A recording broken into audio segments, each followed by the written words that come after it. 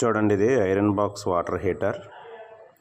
మన ఇంట్లో ఉండే ఐరన్ బాక్స్ని ఎమర్జెన్సీ పరిస్థితుల్లో మనం నీళ్ళు వేడి చేసుకోవడానికి, టీ కాసుకోవడానికి, కాఫీ పెట్టుకోవడానికి మనం ఉపయోగించుకోవచ్చు. నేను సింపుల్గా ఇలాగ సిమెంట్ తోటి ఒక స్టాండ్లా తయారు చేశాను.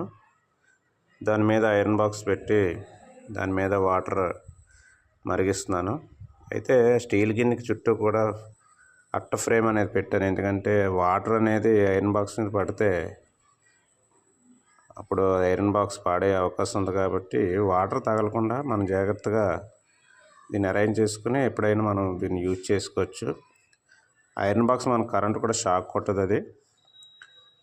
కాబట్టి మనం నిర్భయంగా ఐరన్ బాక్స్ తోటి ఏవైనా వేడి చేసుకోవచ్చు. చూడండి, ఇలా నీరు మరుగుతున్న ప్రస్తుతం.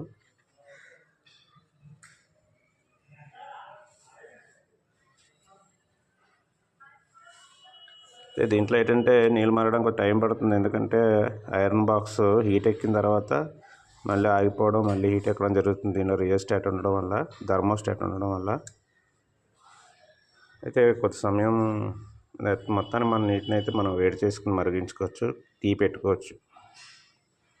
అంటే ఎలక్ట్రిక్ స్టవ్ లాగా మనకు ఐరన్ బాక్స్ అనేది ఉపయోగపడుతుంది అన్నమాట.